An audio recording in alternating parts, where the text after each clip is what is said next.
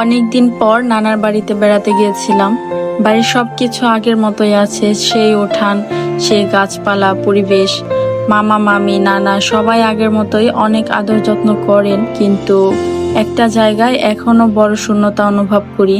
আমার প্রিয় নানি আজ আমাদের মাঝে নেই। 2 বছর হয়ে গেছে তিনি আমাদের ছেড়ে চলে গেছেন, কিন্তু এখনো তাকে অনেক বেশি মিস করি। সকালে ঘুম থেকে উঠেই নানির কবর জিয়ারত করতে গিয়েছিলাম, তার জন্য দোয়া করেছি আল্লাহ তাআলার কাছে। অনেক পুরনো স্মৃতি মনে পড়েছে সেই সময়ে।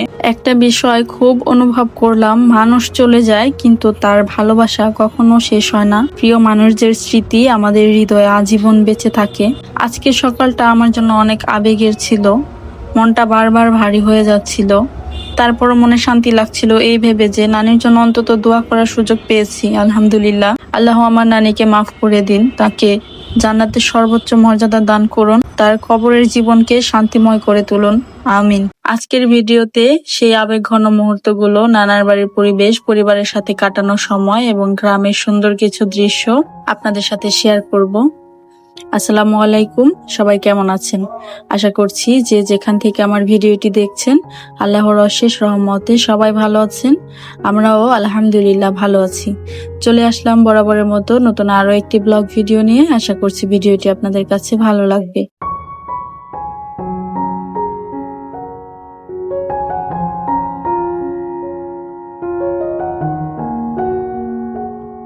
বাবার বাড়িতে 2 দিন বেড়ানোর পর সেখান থেকে আবার চলে এসেছি নানির বাড়িতে। আর আস্তে আস্তে বিকাল গড়িয়ে সন্ধ্যা হয়ে গিয়েছে, তার মধ্যে রাস্তায় আবার একটু বৃষ্টিও নেমেছিল।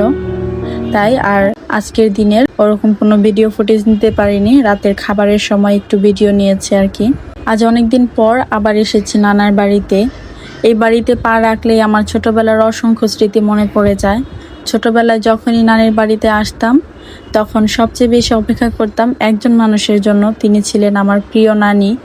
বাড়িতে ঢুকতেই নানির সেই হাসি মাখা মুখ, আদর করে ডেকে কাছে নেওয়া, কি খেয়েছি, কেমন আছি, এসব প্রশ্নের উত্তরে ভরে যেত চারপাশ। মনে হতো পৃথিবীর সবচেয়ে নিরাপদ জায়গা যেন এই বাড়িটাই। আজও বাড়ির উঠান আছে, ঘর আছে, গাছপালা আছে, সেই পরিচিত পরিবেশও আছে, কিন্তু যাকে ঘিরে এত স্মৃতি, এত ভালোবাসা, তিনি আর নেই। এই বাড়ির প্রতিটি কোণায় আজও আমি নানির স্মৃতি খুঁজে বেড়াই। সময় হয়তো অনেক কিছু বদলে দেয়, কিন্তু প্রিয় মানুষদের স্মৃতি কখনো মুছে যায় না। নানি আমাদের ছেড়ে চলে গেছেন, কিন্তু তার ভালোবাসা, তার মায়া আর তার শেখানো প্রতিটি কথা আজও আমাদের মাঝে বেঁচে আছে। প্রতিবার এই বাড়িতে এলে মনে হয় কোথাও না কোথাও থেকে নানি হয়তো আমাদের দেখছেন, আমাদের জন্য দোয়া করছেন। আর তখন মনটা একটু ভারী হয়ে যায়, চোখের কোণে অজান্তেই পানি চলে আসে।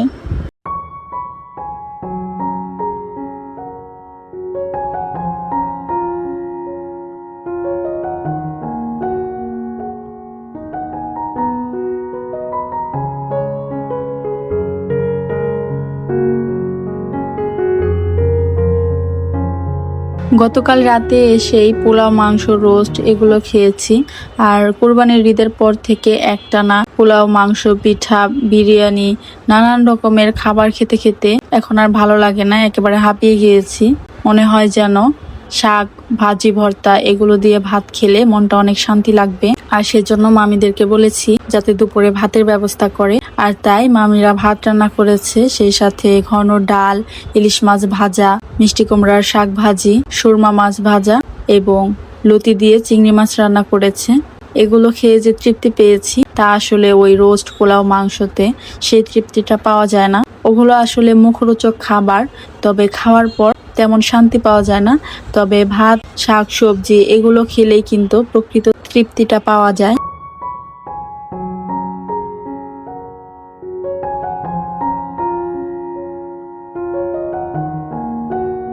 আজ সকালে ঘুম থেকে উঠে সবার আগে চলে গিয়েছিলাম নানির কবর জিয়ারত করতে। কবরের পাশে দাঁড়িয়ে অনেক পুরনো স্মৃতি মনে পড়ছিল। ছোটবেলায় নানির হাত ধরে হাঁটা, তার স্নেহ, তার মায়া, আদর সবকিছু যেন চোখের সামনে ভেসে উঠছিল। 2 বছর পেরিয়ে গেছে, কিন্তু এখনো নানিকে অনেক বেশি মিস করি। জীবনের এমন অনেক অনেক মুহূর্ত আসে যখন খুব ইচ্ছে করে নানির সাথে একটু কথা বলতে, তার মুখটা একটু দেখতে, তার সেই মমতা ভরা একটা ডাক আবার শুনতে। কিন্তু এটাই জীবনের বাস্তবতা, একদিন সবাইকে এই পৃথিবী ছেড়ে চলে যেতে হয়। নানির কবরের পাশে দাঁড়িয়ে তার জন্য দোয়া করলাম, আল্লাহর কাছে প্রার্থনা করলাম তিনি যেন আমাদের নানিকে জান্নাতুল ফেরদাউস নসিব করেন এবং কবরের জীবনকে শান্তিময় করে দেন। আজকের সকালটা আমার জন্য অনেক আবেগের ছিল, মনটা বারবার ভারী হয়ে যাচ্ছিল, তারপরও মনে শান্তি লাগছিল এই ভেবে যে নানির জন্য অন্তত দোয়া করার সুযোগ পেয়েছি। আলহামদুলিল্লাহ 2 বছর হয়ে গেছে নানি চলে গেছেন, কিন্তু আজও নানার বাড়িতে পা রাখলেই মনে হয় এই বুঝি নানি দরজা খুলে হাসি মুখে বলবেন তোমরা এসেছো।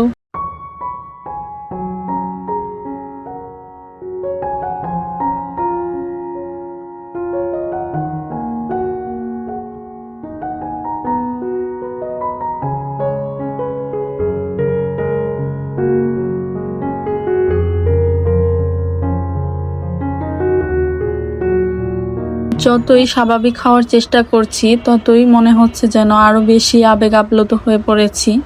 আসলে এই ব্লগটা করার আমার কোনো ইচ্ছা ছিল না।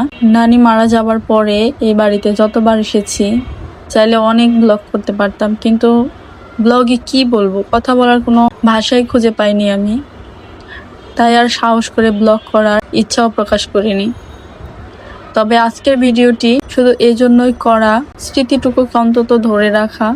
আজকের দিনে আমার নানি নেই ঠিকই, তবে আল্লাহর অশেষ রহমতে আমার নানা বেঁচে আছে, তো এইটুকু নিয়ে অন্তত একটু সান্ত্বনা পাই, এই আর কি।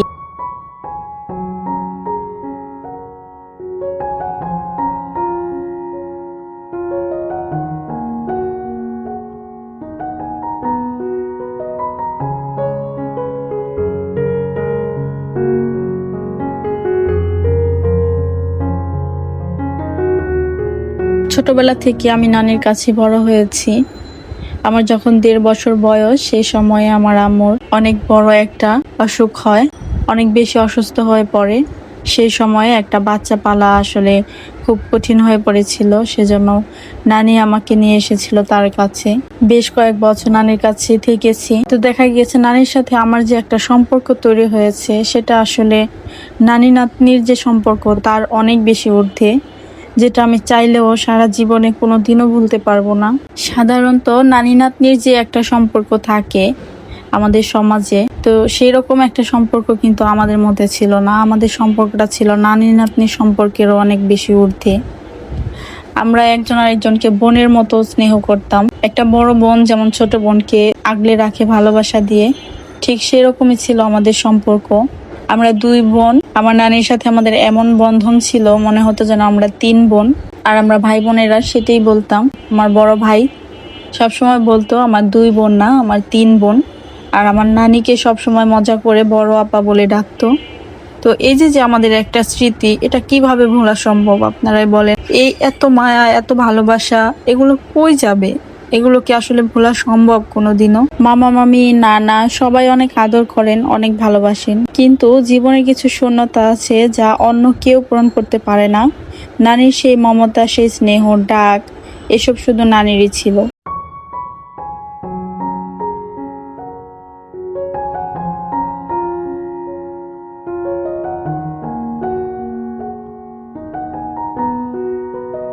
আজকের এই ব্লগে আমি শুধু একটি বাড়ি দেখাচ্ছি না, বরং জীবনের কিছু অনুভূতি, কিছু স্মৃতি এবং একজন প্রিয় মানুষকে হারানোর পরও তাকে হৃদয়ে বাঁচিয়ে রাখার গল্প আপনাদের সঙ্গে ভাগাভাগি করেছি। আপনাদের কাছে ভিডিওটি কেমন লেগেছে অবশ্যই আমাকে কমেন্ট করে জানাতে ভুলবেন না। ভিডিওটি যদি ভালো লেগে থাকে প্লিজ একটি লাইক দিয়ে দিবেন। আপনার ছোট্ট একটি লাইক আমার ভিডিওটি আরো অনেকের কাছে পৌঁছে দিতে সাহায্য করবে। এ ধরনের ভিডিও নিয়মিত দেখতে চাইলে আমার চ্যানেলটি সাবস্ক্রাইব করে নিতে পারেন। কাজটি যদি অলরেডি আপনি করে থেকে থাকেন আপনাকে অসংখ্য ধন্যবাদ। বিদায় নিচ্ছি আজ এখানেই। ফিরে আসবো নতুন আরো কোনো ব্লগ ভিডিও নিয়ে। সবাই ভালো থাকবেন, সুস্থ থাকবেন। আল্লাহ হাফিজ। আসসালামু আলাইকুম।